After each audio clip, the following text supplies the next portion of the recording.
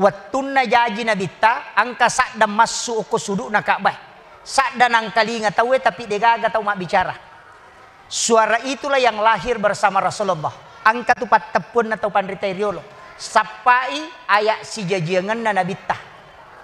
Magai ia kolete bola bari tahu enanya tu na baca namona tu nu api bolana dek tonan api. Tengerang ya. Di pojok pertama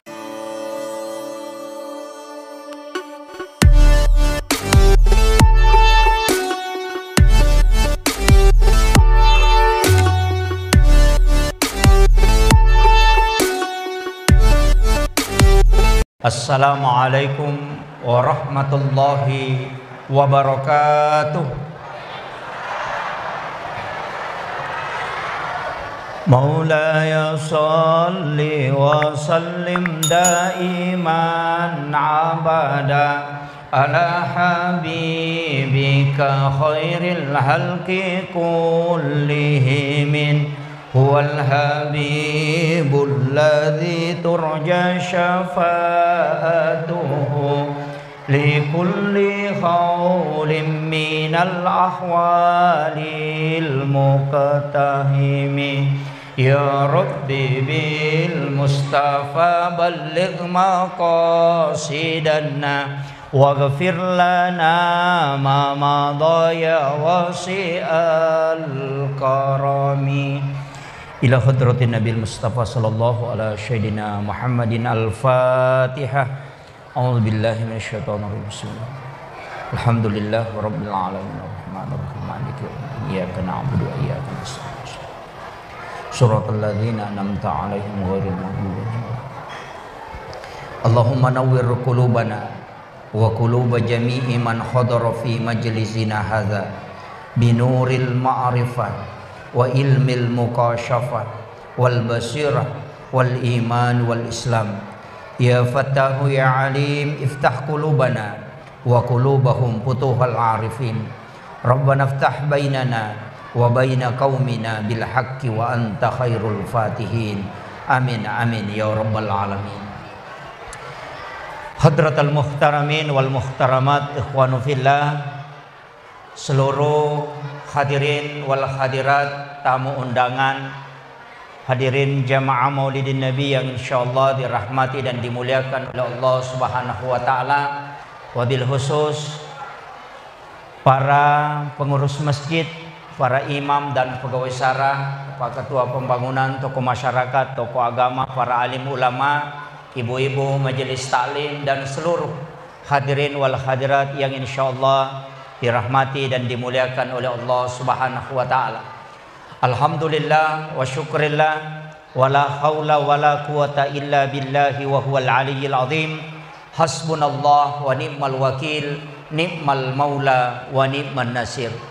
Allahumma salli ala sayyidina Muhammadin tibbil qulubi wa dawaiha wa afiyatil abdani wa shifaiha wa nuril absari wa diyaiha wa ala alihi wa sahbihi wa sallim. Jamaah Maulid yang insyaallah dirahmati dan dimuliakan oleh Allah Subhanahu wa taala. Rilalanna ia kesempatannya angkaki hadere si kira-kira untuk mengenang sekaligus sebagai tanda kesyukuran ri angkana wong Allah taala na pancaji ale malabina nabitta Muhammad sallallahu alaihi wasallam. Situnganna peringatan Maulid yang kai ijama itu merupakan tanda kesyukuran. Jadi ta'ala ia jama-jamangi sebagai tanda kesyukuran. Apa ia tu nabitta lelemi matoh magina leang nomor sidi alena nonroi sinin na malaika si bawa nabi masalawa padahal alena pacapura jaji. Yang kedua, Mario milagi kapere jaji nabita diringankan siksaannya pada setiap hari Senin. Jadi disitulah mukjizat Rasulullah. Kemudian nabita yang diperingati itu adalah kelahirannya. Dia itu gaga tahu kolinoi peringati kelahirannya kecuali Rasulullah. Ia kona tahu panderita wali yang diperingati itu kematiannya. Makanya angka istilah haul. Jadi ya sange haul adalah 1 tahun kematian. Jadi tania kelahiran. Ia nabita yang diperingati adalah kelahirannya. Agama nana itu sebenarnya wasiat. Maka daya nabita tidak pernah mati untuk umatnya. Makanya Rasulullah mengatakan, siapa yang datang menziarahi makamku ketika aku wafat, maka pasti dia menziarahiku sebagaimana aku hidup. Dan siapa yang bersalawat kepadaku, nanigi tahu mas salawat lori nabita, maka ada 2 malaikat yang diutus oleh Allah. 1 yang mengantar salawat itu sampai kepadaku, dan 1 yang tinggal di makamku. Jadi itu ampai sinin tahu angkai mas salawat lori nabita itu baraka lopo, karena pasti sampai salawatnya. Salawat apapun yang penting salawat. Makanya yang kena atau bandrite salawat pokok, istilahnya salawat yang hanya sepotong. Itu tidak pakai sayyidina. Maka kami Allahumma sholli ala Muhammad wa ala Muhammad. Kegawat itu dipakai. Sebenarnya banyak, tapi saya tidak mau sampaikan semua. Onronna salah satu dipakai ketika ada gangguan jin, itu bisa dipakai. Yana tuh ampai nareko angka anjing, asu ya. Kadete asu, mak boka, kata biasa makan. Oh, sebenarnya yang dibaca itu cukup. Allahumma sholli ala Muhammad, itu pasti diam. Itu dipakai. Jadi itu salawat emak dupa-dupang. Angkat to salawat biasa yang kalinga cukup ketika dalam Maulidul Barasanji dalam Mahalul Qiyam katuna baca sallallahu ala Muhammad, sallallahu ala Muhammad. Adik-adik kita dari pesantren pasti pelajari. Kenapa dia pakai bukan Allahumma sholli? Magina pakai sallallahu itu fi'il madi, bentuk lampau, bukan fi'il mudhari. Padahal salawat itu rata-rata fi'il mudhari. Sekarang dan akan datang. Jadi pakai Allahumma sholli. Magi tanya Allahumma sholli na pakai. Magi na langsung mengatakan sallallahu ala Muhammad itu bentuk lampau. Ia na yasang salawat nur Muhammad. Na sabak de panajaji ale malahiran na nabita. Na salawat meman na nabi siba malaikat. Maka salawat para nabi dan malaikat sebelum jasadnya nabi dilahirkan adalah sallallahu ala Muhammad. Ini mesti kita bedakan. Jadi maka dia magi nang kasalawat leleng. Kenapa dia pakai bukan Allahumma sholli? Ia na tu na pakai tau pandrita untuk mempertajam mata batin. Ia kok bicara tasawuf na makada ia na rosalawat na rahasia na sabab ia ko watakalewe tubuh kasara angka nyawa, angka ruh idhafi ruhul kadim dengan ruhul haya, kemudian angka rahasia. Ruh itu datangnya dari Allah, napas ini adalah sebenarnya saksinya. Kemudian watak kalewe polio kotane, tapi rahasia itulah dari Nurun Muhammad.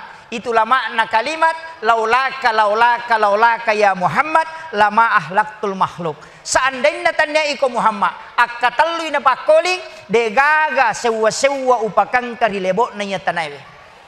Nabi Adam bersalawat, cuma kadang orang tidak pakai. Makanya itu salawat Nabi Adam, ya kok bangi ini pakai. Ya kok makadai pak bangi asyhadu anna Muhammadar Rasulullah.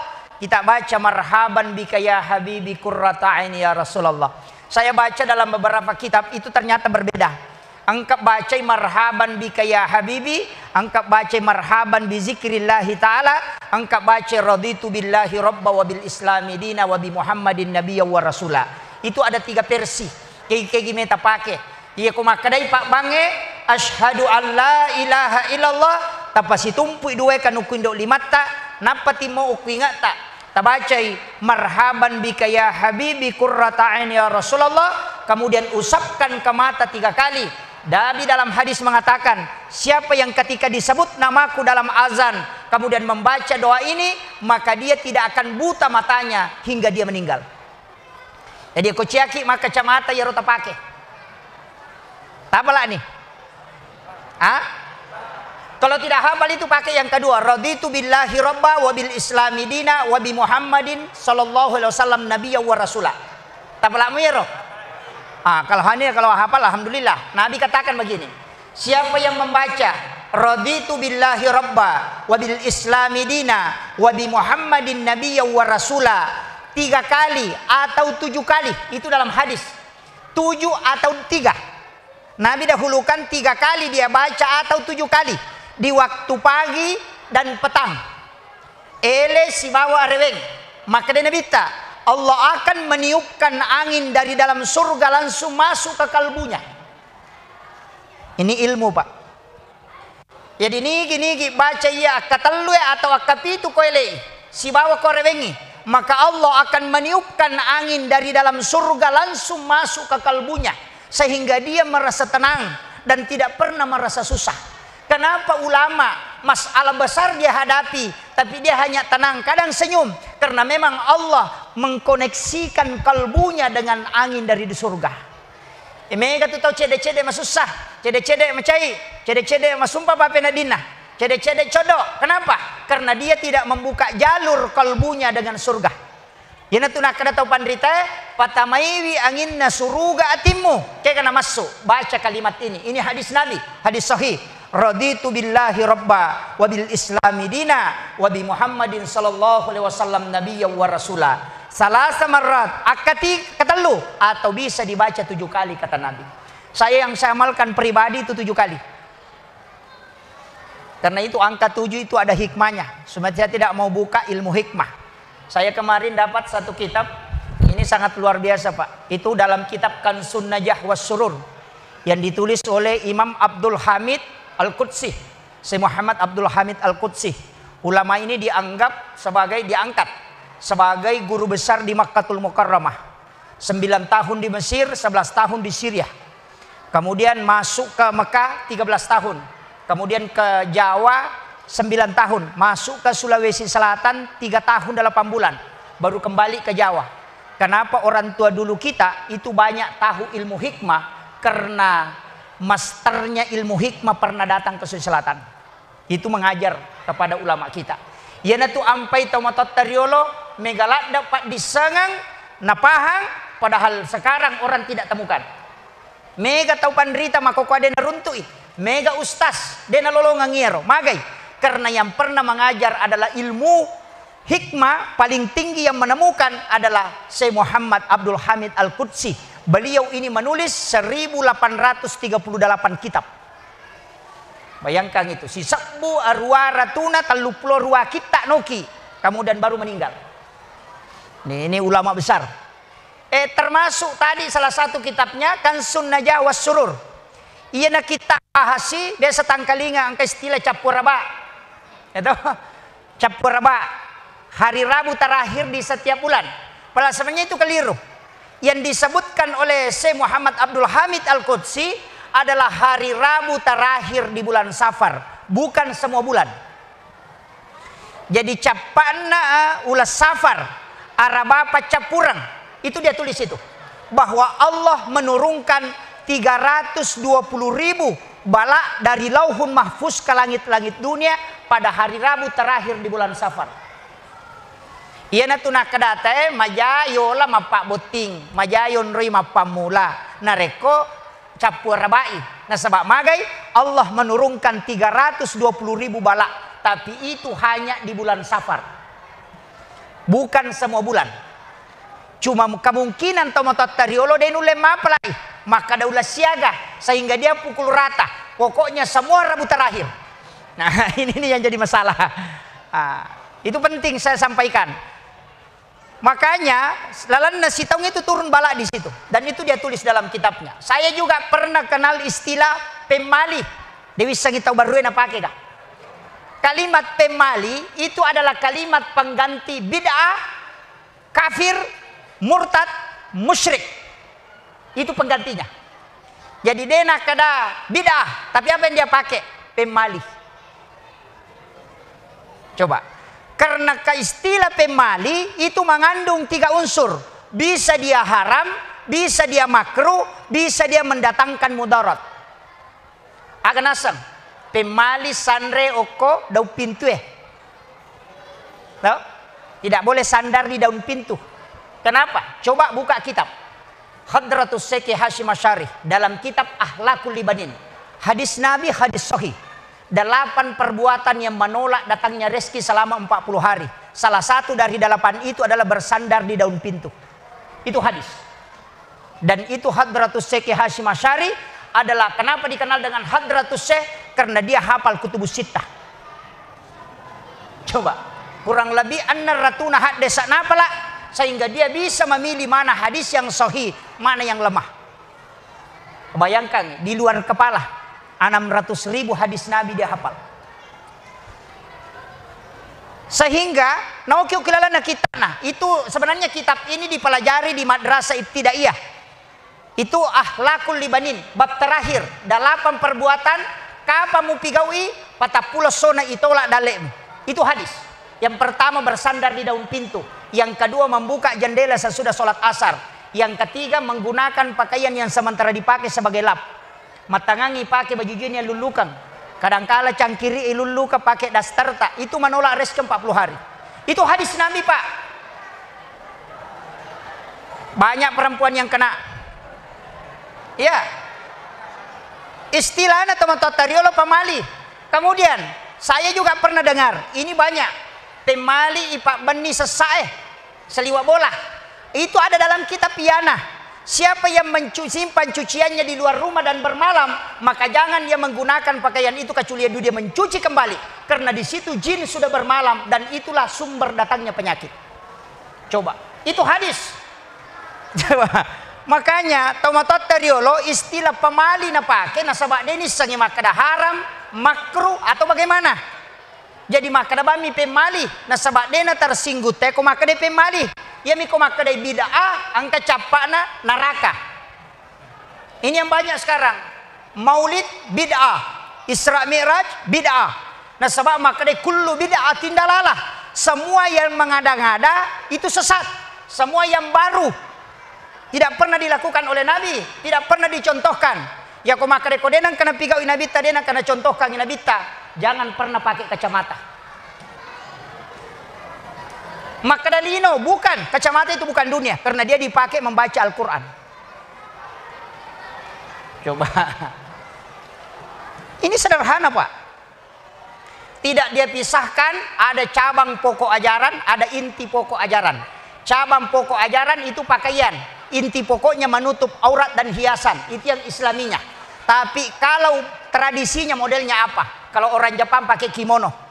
Kalau kita di Eropa, bagian Eropa pakai jas. Yang penting tak tutup aurat itu sudah islami. Itu penting ditahu. Itulah inti pokok ajaran. Songkok ini bukan ajaran Rasulullah. Ya songkok pakai. Ya kong kata makada songkok pakaian Islam itu keliru. Nah sebab songkok ini Soekarno yang perkenalkan. Makanya ditulis songkok nasional.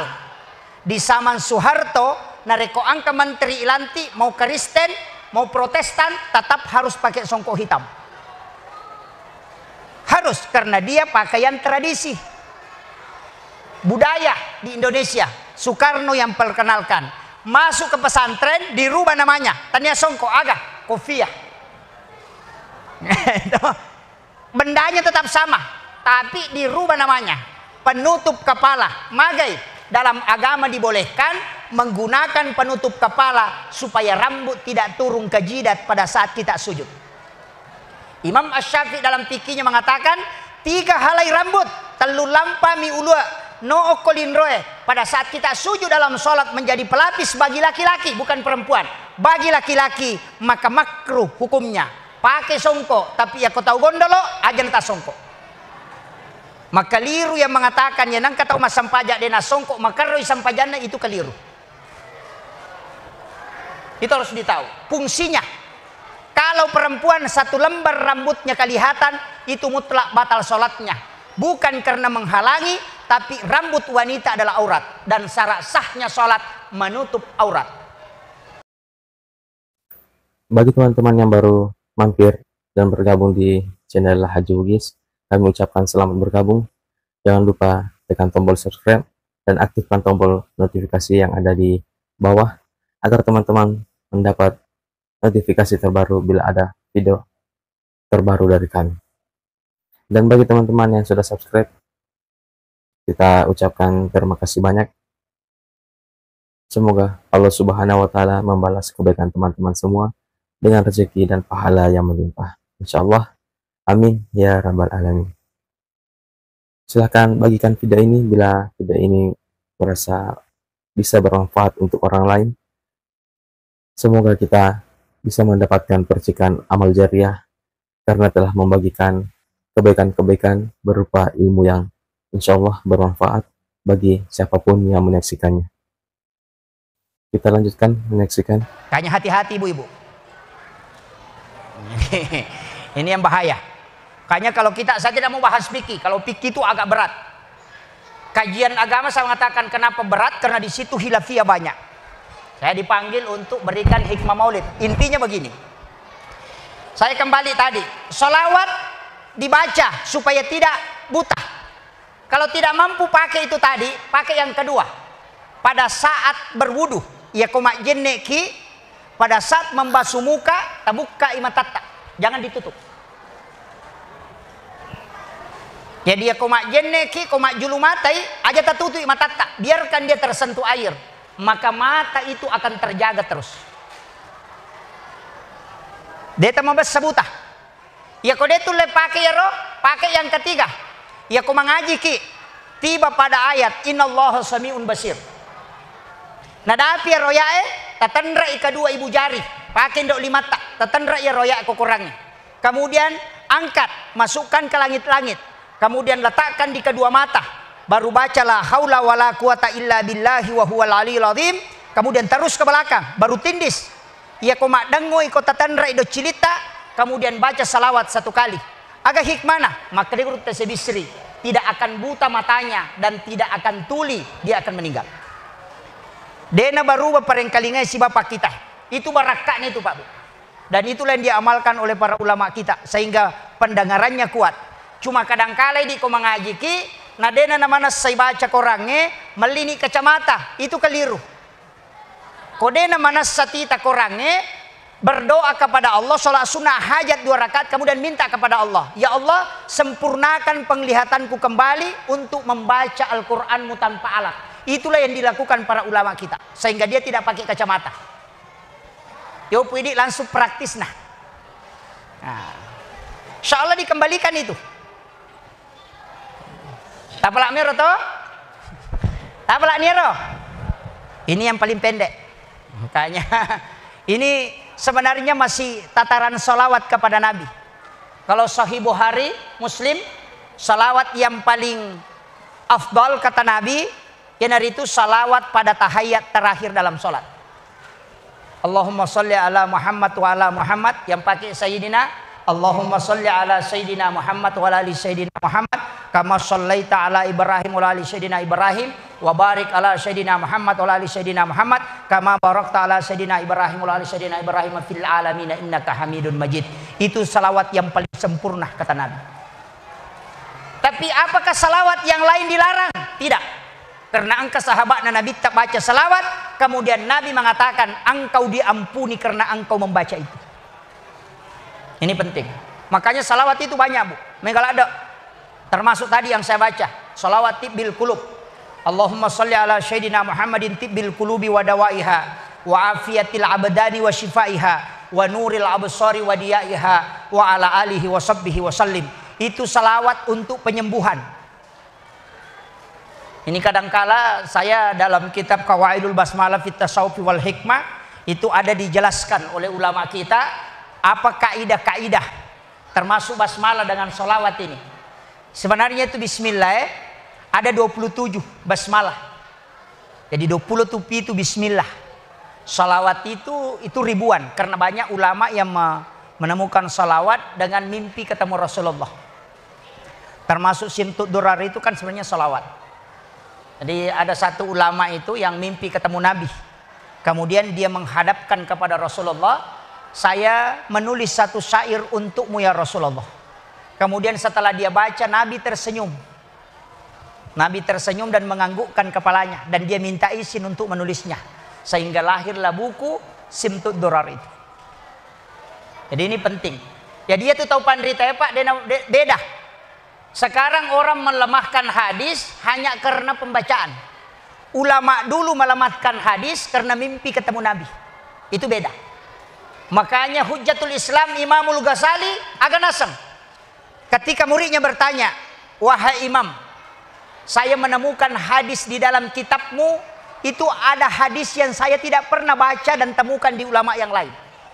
Angka hadis saoko kita Ihya Ulumuddin, itu tidak ada di kitab lain. Ulama lain tidak pernah sebutkan. Aganas Imamul Ghazali, saya tidak menulis satupun hadis dalam kitab Ihya Ulumuddin kecuali saya sudah hadapkan langsung kepada Rasulullah. Lebih 200 hadis saukilala kitab Ihya Ulumuddin, berarti 200 kali lebih Imam Asy-Syafi'i, Imam Ghazali mimpi ketemu Rasulullah, kemudian jadi kitabnya Ihya Ulumuddin, sehingga dianggap itu kitab tasawuf monumental. Dena kada melemah, kodena pura nasiruntu nabi tak secara mimpi, melalui mimpi, walaupun ketemu secara kasat itu ulama, iya kan, dan banyak yang mengalami itu. Yaitu ampai Bapak Ibu sekalian, tahu pandrita riole ulama tongang magai malamu pahanna makanja akhlakna dekat dengan Allah. Tapi yang sekarang tanyana tahu pandrita mega agak pale tahu magala mani mapangewang. Iya, mereka makoko magala mapasalah, cede-cede bid'ah, cede-cede musyrik. Semua amalan kita disalahkan. Ini kan banyak, tapi saya bukan waktunya untuk saya bahas itu. Saya sebenarnya di Sidrap itu sudah lelah. Makanya di Sidrap kita berinisiatif panggil semua pengurus majelis ulama. Ada dari Wahda Islamiyah, ada dari Muhammadiyah, ada dari Al-Irsyad, kemudian ada dari Nahdlatul Ulama. Panggil semua, kumpulkan. Setiap 2 kali dalam 1 bulan datang ke masjid. Kita keluar datang ke masjid bersilaturahmi. Kita beri nama RDPU, Rihla Dakwah Pencerahan Umat. Jadi disuruh orang satu ceramah dari pengurus MUI, kemudian semua jamaah diminta bertanya. Pokoknya apa yang mau ditanyakan, tanyakan. Dari Wahda naik jawab, dari Muhammadiyah naik jawab. Supaya masyarakat tidak bingung. Ini yang salah, ini yang salah, ini yang salah. Kalau datang semua penceramah baru dia sampaikan, oh kami matopik makoro, oh kami matopik makoy, angka topik pendapat. Sehingga dia tidak mudah mengkafirkan orang. Ini penting. Jadi, dan ternyata pengaruhnya luar biasa Pak Bu. Ya biasa kalau dia nak bismillah imange, kan dia demi maco. Dia nak kunu imange, dia demi maco. Angka tokot kunu imange, dia demi maco. Ini tidak mau jadi makmum. Ada juga aku kunu imange, dia nak kailimana. Dia berdiri saja begini. Padahal dia mengatakan makmuman. Menjadi masalah. Nah, itu makanya dibahas dalam kaidah. Makanya itu pembahasan agama ya Pak. Ada yang kiasak kajian Islam, itu kajian hukum. Dari situ lahir mazhab Syafi'i, Maliki, Hanafi, Ahmad bin Hambali. Ulamanya dipanggil dengan sebutan fuqaha. Itu perbedaan pendapat muncul di situ, tapi tidak masalah. Magai nasabah Allah mengatakan walizalika halakahum. Makumi matokuri pancaji, tidak satu pendapat. Kajian di atasnya masih ada satu tingkat, agak kajian iman. Ulamanya dipanggil murabbi, mazhabnya ada Mu'tazilah, ada Jabariyah, ada Qadariyah, disebut dengan ilmu teologi. Tadi dibawa ilmu fikih. Naik lagi satu tingkat di atasnya, namanya kajian ihsan. Mazhabnya juga ada Khalwatiyah, ada Saktari, ada Saksiliyah, kemudian ada Khalwatiyah Samam, ada Khalwatiyah Yusufiyah, ada Qadiriyah. Itu sebenarnya mazhabnya, ulamanya dipanggil dengan mursyid. Itulah sebenarnya tingkatan-tingkatan kajian agama. Denawat di kajian fikih, lain pertama ku kajian tauhid. Denawat di kajian tauhid, dikasih naik dalam kajian tasawuf. Itu berbeda. Ia namanya rancu mako apa? Pacara bahas fikih dan pertama ku tauhid. Sehingga berbeda pendapat pada ko beda seleng. Beda pilihan presiden kayak sudah kafir dengan non muslim. Pilih Prabowo itulah Islami, pilih Jokowi itu kafir. Tapi Prabowo lari ke Jokowi, semua diam. Kama kiro. Nah sebab kajian fikih, nah pertama ku tauhid. Ndak boleh. Kajian tauhid diturunkan ke fikih, masalah juga mudah mengkafirkan orang. Inilah yang muncul banyak. Nah, jadi kajian fikih, kajian tauhid, kajian tasawuf. Makanya beda Pak Ustaz. Dalam ilmu fikih yang membatalkan wudu, menyentuh kemaluan tanpa pelapis, bersentuhan kulit laki-laki dengan perempuan, keluarnya sesuatu dari 2 jalan, itu membatalkan wudu. Dalam tasawuf berbohong membatalkan wudumu. Karena wudumu sudah kotor. Coba, dalam fikih boleh berwudu di dalam WC. Dalam tasawuf mana mungkin tempat kotor kau tempati bersuci. Dalam fikih makruh hukumnya berwudu dalam keadaan tanpa busana atau telanjang. Dalam tasawuf, di mana adabmu di hadapan Allah ketika engkau bersuci. Beda.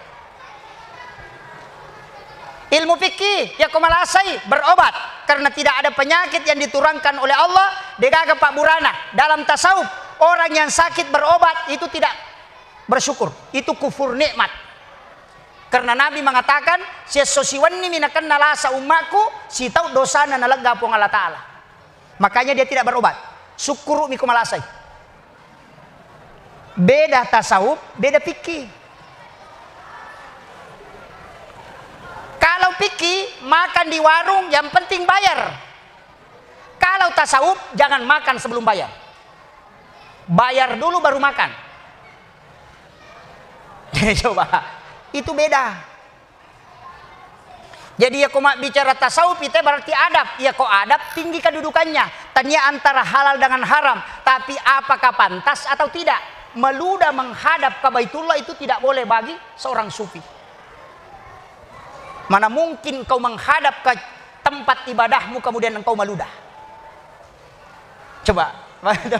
Kau tasawuf Nabi bicara teh mentandre itu. Ini yang menjadi masalah. Bahkan engkau guruta tidak pernah minum di pesawat, tidak pernah minum di kendaraan. Apa prinsipnya? Nareko lari atau minum, pada kau minum kau sambil berjalan.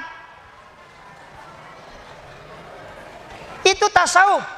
Saya kuncinya begini, kalau orang sudah cinta Pak, ya kau ke anak darah, si pojilada si bakal loloe, maka dah minta itu anak darah, ucat calada wita warna kuningnya, denang kena sandal ari di losi runtuk candrina. Padahal dia tidak larang. Tapi kenapa? Dia tidak suka. Makruh dengan haram bagi ulama sufi itu sama saja. Yang pakai istilah makruh haram itu hanya ulama fikih. Tapi dalam tasawuf tidak ada. Pokoknya segala sesuatu yang tidak disukai oleh Allah jangan lakukan. Yang tidak beradab jangan lakukan. Kalau fikih masih boleh. Oh ini makruh hanya melanggar sunnah. Oh ini mubah. Itu yang cari-cari hukum. Itu gitu. Ini nih yang makanya ulama sufi itu tidak menyalahkan orang. Dia cuma tunduk, mudah-mudahan ya Allah ini tidak keliru. Makom itu. Seperti Habib Lutfi bin Yahya, pernah kita temukan menyalahkan orang. Itu tawaduk sekali orangnya. Guru Habib wa Makkah, mursyid tarekat Khalwatiyah Yusufi Al-Makassari. Itu sangat sejuk ketika dia ceramah. Guru Kiai Abdul Rahman Ambodale almarhum al-Maghfurlah. Itu luar biasa beliau. Itu ulama. Ini itu menjadi panutan kita. Tapi mereka tahu paharang itu ilmu tasawuf itu tidak ada, bid'ah. Padahal Nabi ke Gua Hira sebelum menerima wahyu, apa yang dilakukan? Dia mengasingkan diri untuk lepas dari kehidupan dunia. Hanya fokus menenangkan diri baru Jibril bisa datang kepadanya. Coba. Ini penting, Pak. Makanya aja mandari katia makadah. Aja mu pasale kode pemuda api. Imam Ghazali mengatakan jangan mengatakan tidak ada dalilnya kalau kau belum hafal 600.000 hadis Nabi. Kalau kau sudah hafal 600.000 hadis Nabi baru kau bisa bicara mengatakan tidak ada dalil. Kenapa? Karena kau sudah hafal semua dalil. Tapi ya kusiratu misabu hadis semua pala maka deka hadis aja muka pau-pau. Ya, itu sederhana toh. Ya kau enggak tahu Pak maka deka ada lelena, tanai kada siaga ni hadis semua pala. Ini yang banyak. Makanya penting. Jadi sekarang kan muncul banyak paham, sidrap itu yang besar sekali. Nah, kemudian saya lanjut. Iya rositonganna nabita angka istilah dalam tasawuf. Alena pamular rihakikie pacapurang iri lahirangi. Jadi ya pancaji pertama nuru Muhammad. Imonri mani alemal lahiran na nabita pancaji. Yana tu ampai alena pamular rihakikie pacapurang iri lahirangi. Makanya Nabi Adam itu bersalawat, nasabah dia melihat nuru Muhammad itu. Malaikat bersalawat kepada Nabi. Padahal Nabi itu belum jadi secara lahiriah. Makanya yang pertama itu adalah Nur Muhammad. Ayatnya mana? Qad ja'akum minallahi nurun wa kitabun mubin. Itu ayatnya. Qad ja'akum minallahi, telah datang dari Tuhanmu nurun, nur wa kitabun mubin, dan kitab yang nyata. Imonri kita, imonri korangnya. Taurat di belakang. Yang pertama adalah Nurun Muhammad. Itu ayat yang dijadikan sebagai dalil tentang ayat Nurun Muhammad. Makanya ada 7 mukjizat kelahiran Nabi itu. Jadi Nabi tajaji, anggap itu mukjizat dan tidak dialami oleh yang lain, hanya Rasulullah. Yang pertama, pintu langit semua tertutup sehingga jin itu tidak bisa mencuri informasi. Dia starikuna sam'ah, itu dalam kitab. Jadi dia nulis menau informasi. Itulah yang dipakai tukang tanun, yang itu pakai sanroe, yang itu pakai pak hipnotis, itu ilmunya semua. Jin yang mencuri informasi kemudian dikejar oleh malaikat. Tapi pada saat Rasulullah lahir, semua pintu langit ditutup. Kemudian yang kedua, api di benua Faris, onron atau wemas sompa, masyarakat Majusi itu padam. Padahal itu 7 api, 1 di tengahnya, itu tidak pernah padam. Namo magalada na bosie, namo magalada na anginge, dia nak kenapat deh. Tapi pas Rasulullah lahir, maka api itu padam selama 7 hari. Simaknya. Mudah-mudahan kita hafal. Saya pelajari sama guru Senur itu di Biren, di Aceh. Itu 10 tahun lebih yang lalu. Begini. Maka dia guru ada mukjizat ketiga, pojok Ka'bah, 4 sudut Ka'bah itu mengeluarkan suara.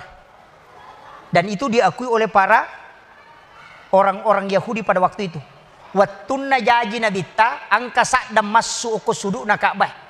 Sakda nang kalinga tahu tapi degaga tahu mak bicara. Suara itulah yang lahir bersama Rasulullah. Angka tu patepun atau pandritariolo. Sapai ayak si jajangan na nabita. Magai ia kolete bola bari tahu enanya tu nabaca, namona tu nuapi bolana de tonan reapi. Itulah yang dipakai guru Teke Halil Bangkalan. Akatalui na tunu balandai bolana de nang kanan reapi. Tadang api aku pangatai dia namanya makan re. Magai karena itu yang dibaca menurut ulama kita, itu yang dibaca pada saat mendirikan pondoknya. Tengerang ya. Di pojok pertama qad ja'akum minallahi nurun wa kitabun mubin. Di pojok kedua wa qul ja'al haqq wa sahaqal batil innal batila kana sahuka. Di pojok ketiga laqad ja'akum rasulun min anfusikum azizun alaihi ma anittum harisun alaikum bil mu'minina raufur rahim fa in tawallaw faqul hasbiyallahu la ilaha illa huwa alaihi tawakkaltu wa huwa rabbul arsyil azim. Di pojok keempat ya ayyuhar rasul. Saya tidak lanjutkan itu. Itu rahasia. Makanya orang tua dulu narekolete bola barui bang 4 sudut rumah. Maka garoko baru. Bang ko sudut na boleh. Sebenarnya asan itu hanya untuk menutupi ayat itu. Apa ia ko nabaca ya roya enak kutanate maka dari baca ia ko bangi den aku tanah tahu. Nah subbui pak disangan lah. Tapi mega tahu batongan mandidena na pahang. Itu dijelaskan oleh para ulama. Itu di pojok kanan pertama kada ja'akum minallahi nurun wa kitabun mubin.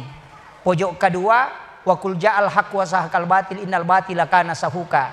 Di pojok ketiga lah kada ja'akum. Kemudian keempat ya Rasul, kemudian masuk ke tengah sholat sunnah hajat 2 rakaat, baca alam nasrah 1 kali, alam tara kaifa 1 kali, baru baca ayat kursi tepat ceneri bolata. Maka de guruta ia tu bola denen reki panga de tonan re api. Itulah yang dipakai ulama dulu. Apalah nih? Dapat apa lagi? Kalau tidak hafal saya ambil 1 ayat khusus. Yang di sini, laqad ja'akum 2 ayat terakhir Quran surat Taubah. Ayat 128 129, surah ke-9. Dalam tafsir As-Sawi, ada itu tafsir kecil yang 1300 halaman. Itu tafsir As-Sawi, Imam As-Sawi mengatakan begini. Siapa yang membaca, ini berdasarkan hadis Nabi dari Imam Daruqutni. Siapa yang membaca 2 ayat terakhir Quran surat Taubah di waktu pagi dan petang. Makanya ada yang baca sesudah sholat subuh. Angkat baca pura asara, angkat baca pura mengeribi. Karena petang itu areweng. Ya kumakadaki areweng, ya na pura asara areweng itu. Sampai sebelum masuk waktu isya. Makanya tidak usah permasalahkan. Angkat mau tahu, baca sudah asar, benar karena itu petang. Baca sudah maghrib, juga benar karena itu juga petang. Teman itu. Jadi dua tuan rona. Kalau kita buka dalam kitab Tabaqatus Sajiliyatul Kubra, baca sesudah sholat maghrib. Baca sudah sholat maghrib. Tapi kalau kita baca di kitab yang lain, itu mengatakan baca Nabi sholawatin Nabi itu mengatakan baca sesudah sholat asar. Dia kuyak kekeron baca. Yang penting revesi baele. Akasyaga 7 kali. Aga barakana. Tidak akan mati orang itu selama dia masih bisa membacanya di waktu maghrib. Ya natu na alatay papalampe sunga. Ya kung katau malampe umuru na ko kampota tanah-tanah ini. Aga amalan. Biasanya 3. Yang pertama pada saat Idul Kurban. Sebelum nagere imange karobae, sapi karobana, napalenda tu imange pisono kuyawana alon na sapinge melo igere. Ia panalay na rekopure na baca, na panapendre, na palenda. Pada saat itu kita berdoa. Puang tapalamperi umuru kota sempoyang adale kudapi makaroba tau piamang. Maka de gurutta. Ya kode to panamiti darane tolo kolo imu ilau doang ko ripo ngalatal ko mages sa episode yolo ilatu ya tunay ya mitina silatu kang ipahalana karobam. Yaitu doa papalampe sunga. Yang kedua, sujud terakhir rakaat terakhir pada tarwi terakhir. Sujud pacapurang yo ko tarawih pacapurangnya. Tilawi ko rotadapi tarawih pamulangnya tau piamang. Itu doa papalampe sunga. Yang ketiga, lakadaja aku. Angka mau pacidi tapi dia wapak gurongero. Ya minta lu namanya megatoni. Ya.